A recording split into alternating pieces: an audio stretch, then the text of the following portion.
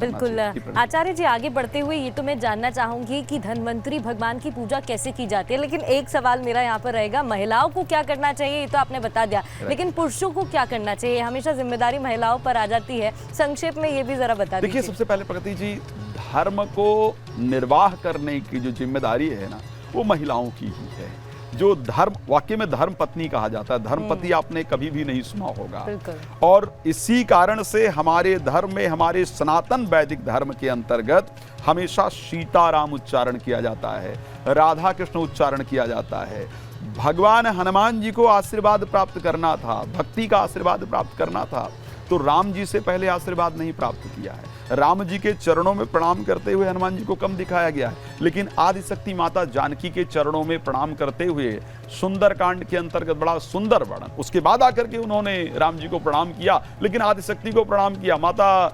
तब माता सीता कहती कि अजर अमर गुण निधि तो हो हूँ और करूँ बहुत रघुनायक छो हूँ। मैं तुम्हें आशीर्वाद दे रही हूँ कि भगवान राम तुम पर अपनी कृपा प्रदान करें।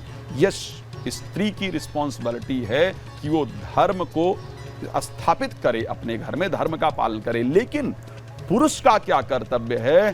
पुरुष का कर्तव्य है कि वो पत्नी के प्रत्येक कार्य के अंतर्गत उसका सहयोग करे, कोई ऐसे कार्य ना करे जिससे पत्नी के मन को या घर के स्त्री के मन को किसी प्रकार का दुख उत्पन्न हो, उसके मन में किसी प्रकार का संताप उत्पन्न हो, या उसके मन में किसी प्रकार की अप्रसन्नता उत्पन्न हो। तो पुरुष को यह प्रयास करना चाहिए कि पत्नी प्रसन्न रहे, और पत्नी ये प्रयास करे कि लक्ष्मी जी प्रसन्न रहे, तो निश्चित रूप से घर में धन भी आएगा, आरोग्यता भी रहेगी और प्रसन्नता भी रहेगी। बिल्कुल, और शायद इसलिए बोलते हैं जिस घर की स्त्री खुश रहती है वो घर भी धनवान रहता है। बिल्कुल सत्य है। और ये सनातन धर्म की एक सुंदरता भी है।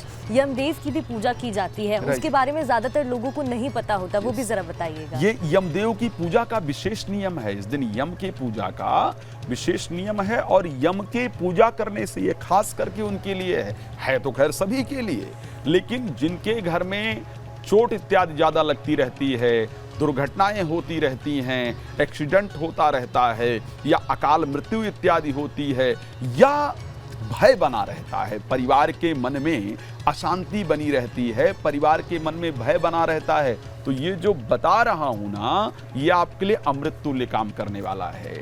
धनत्रयोदशी के दिन ही सायंकाल में सूर्यास्त के बाद एक दिया लेकर के, चौमुखी दिया नहीं होना चाहिए, इसको ध्यान रखिएगा, एक मुखी दिया का नियम है। चौमुखी, बहुत सारे लोग भ्रांति के कारण चौमुखी दिया जलाते हैं, लेकिन एक मुखी दिया जिसमें मोली या रुई का सूत्र बत्ती बना करके दक्षिण की तरफ मुख करके, और सरसों के तेल का दिया, ये भी खासकर आपको ध्यान रखना है, सरसों के तेल का दिया दरवाजे के बाहर, जो आपका एंट्रेंस है, जो मुख्य द्वार है, मुख्य द्वार के बाहर कोई अन्न भर करके, एक किसी पात्र में, चाहे तो किसी बर्तन में या किसी दोने इत्यादि के अंदर गेहूं भर करके, उड़द भर करके, या कोई भी अन्न, खास करके जौ मिल जाए तो सबसे सुंदर है, जौ भर के फिर उसके ऊपर उस दिया को रख करके दक्षिण की तरफ घर की मुख्य महिला को जलाना चाहिए। महिला ना हो तो पुरुष जला सकता है, अन्यथा घर की मुख्य महिला को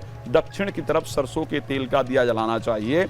और उसके बाद उसमें हल्का सा जल का छींटा, जो अनाज आपने रखा है पात्र में, उसमें जल का छींटा, उसके ऊपर थोड़ा सा तिलक और थोड़ा मोली तोड़कर चढ़ा देना चाहिए, और हाथ जोड़ करके श्रद्धा पूर्वक यमदेव से ये प्रार्थना करना चाहिए कि आपके लिए हम दीपदान कर रहे हैं, अपना आशीर्वाद प्रदान करें, हमारे घर में सभी लोग भय मुक्त रहें, सभी के मन में प्रसन्नता हो, किसी की अकाल मृत्यु ना हो, किसी को चोट इत्यादि ना लगे, अकाल मृत्यु के भय से मुक्त रहे।